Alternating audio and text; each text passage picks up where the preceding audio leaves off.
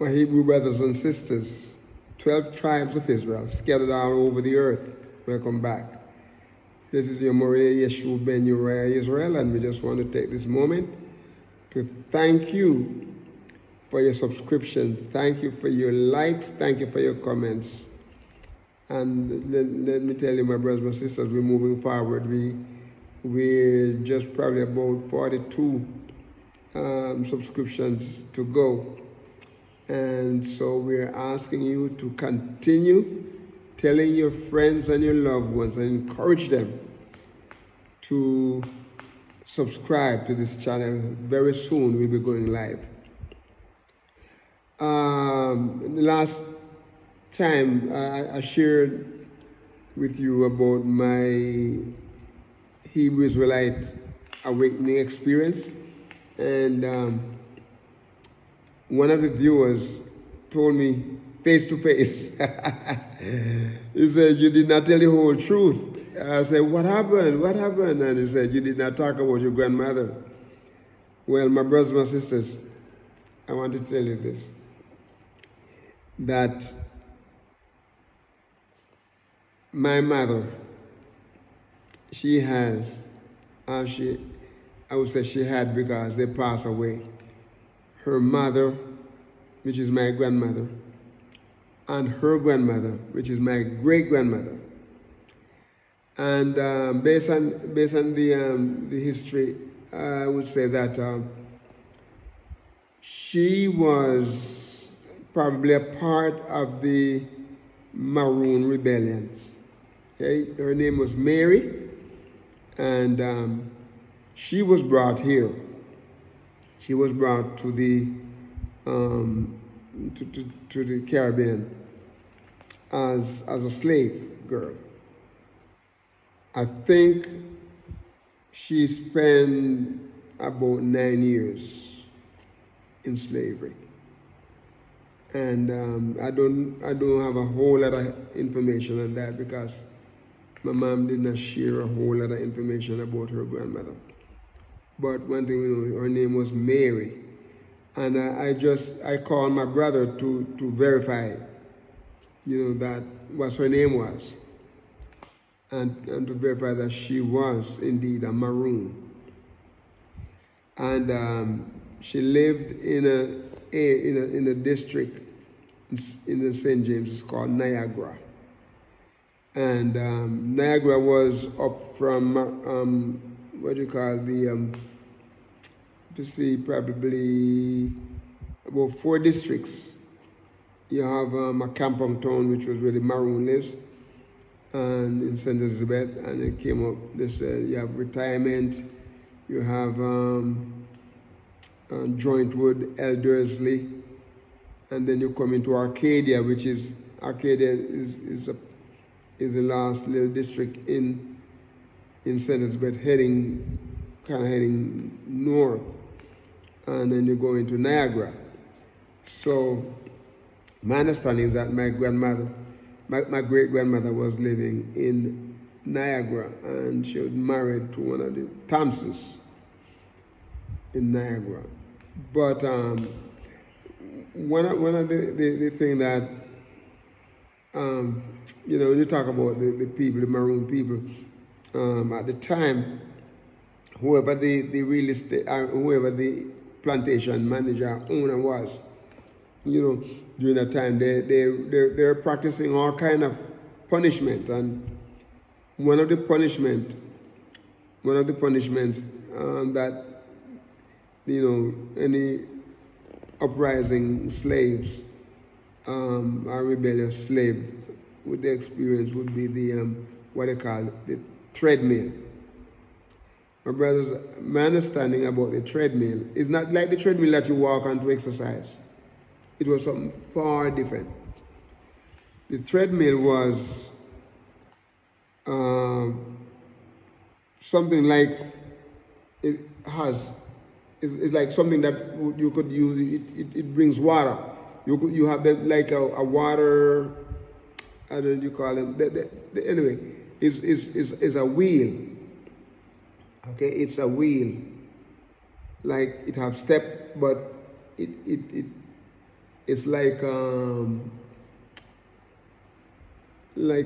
what you call it has a kind of accordion type step. It spins, and it's something that would bring water up from the river, from the water, to bring water to supply water.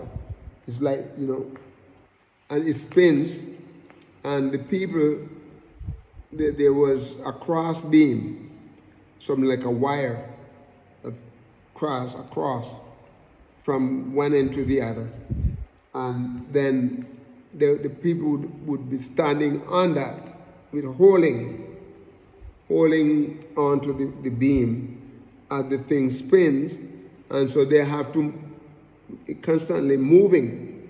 And I understand that some of the punishment could be at up to 8 hours. My understanding, up to 8 hours of just keep walking. you exhaust that you die, you just fall out, because on some of the pictures I've seen in the slavery, like pictures of them drawing, is like some of them would be falling down to the bottom. Either they die or they exhausted or something, but it was one of those. And I'm not sure if my great grandmother did not experience some of those punishments, because not only men were punished, women also were punished. But we know that she was a Maroon, and we know that they came from Ghana, West Africa, via Ashan in Israel. And so we're not sure if she was born in Ashan or she was born in Ghana, but we know she was taken from Ghana and she was brought here. She was sold into slavery, and she was brought to the Caribbean, was brought to Jamaica. Now, we know that she came with her Hebrew teaching, because the people from Ashan, okay, this is how they get the name Ashanti. As a matter of fact, it's the British that say Ashanti, it was Asante, Asanti. And the place that they came from was a part where Judah, the tribe of Judah, it was in the land of Judah, where we know that some later on, some of the Simeon tribes occupies, they were given property or land, settlement within the land of Judah. And sometimes they refer to the land of Judah as the land of smoke, because it was smoky. And they got the name from the time the Roman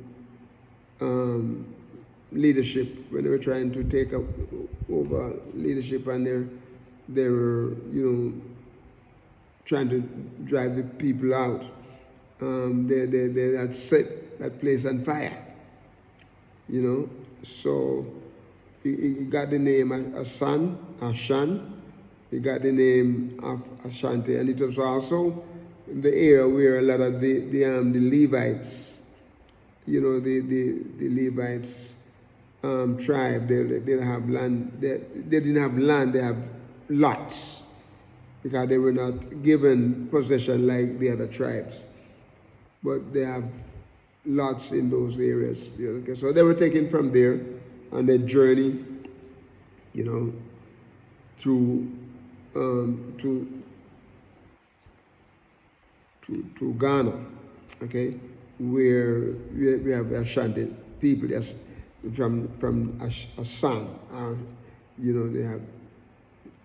And they went with the Israelite, traditions. And so she brought it, she was a part of the Maroon tribe, the Maroon people, okay? And so they brought the tradition with them, okay? They brought the Hebrew Israelite tradition, and they're practicing that. So this is how my grandmother learned that from her, from Mary. That my grandmother's name was Blanchie, Blanchie, Blanchie something. And so she learned her Hebrew traditions from her mother, Mary. Okay, so it's something that came down the line, and so my mom had a rich heritage by how she learned what she learned from her mother and also from her grandmother. Okay, and so when someone told me face to face that they tell you the whole story, sometimes the reason why I don't like to go into a far back, because sometimes you don't have the dates and so on. You're going by word of mouth, and so. But this was the tradition that handed down to us, and so my mom, and my dad, they taught us,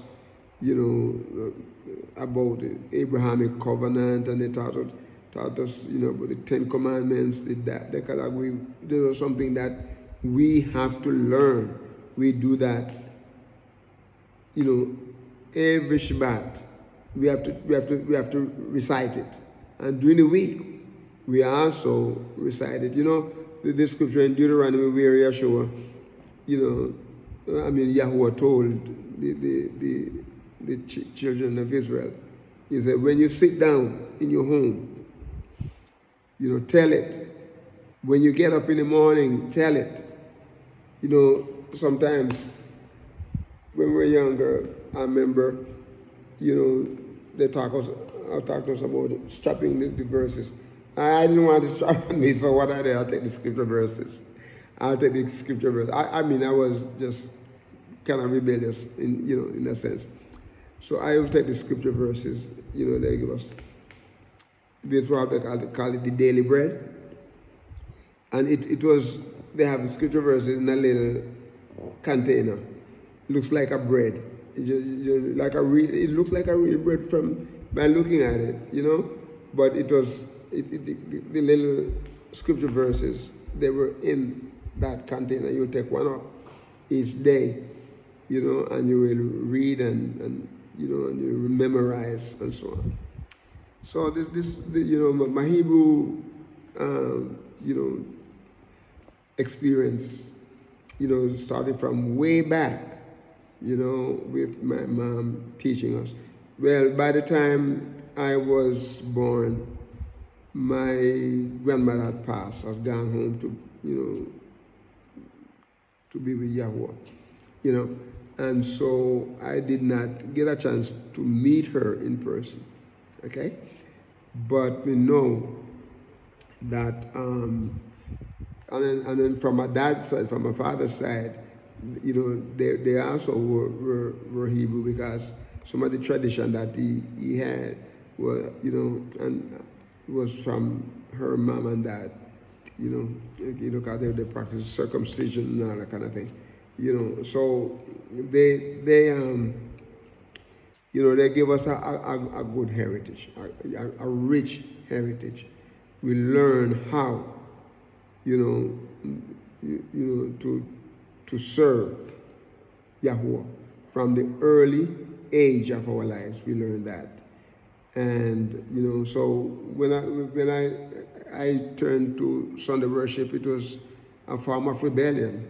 But my brothers and sisters, Yahuwah would not let me forget. This was something in my heart, in my mind all the time. I always feel, this tug that, hey, you're not going the right way. Following friends and company will not work, my brothers and sisters. You have to follow Yahuwah and follow what Yahuwah said. Okay?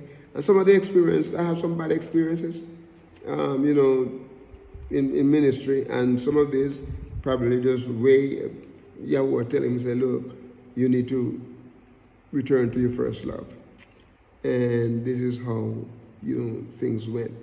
And I thank him that he has mercy upon me and give me another chance. I would say a second chance, come back into the fold and to be, wanting to direct others into the fold. So I trust that what I said here today will be a blessing to you, and we ask you to, be a blessing to someone and also walk with the King.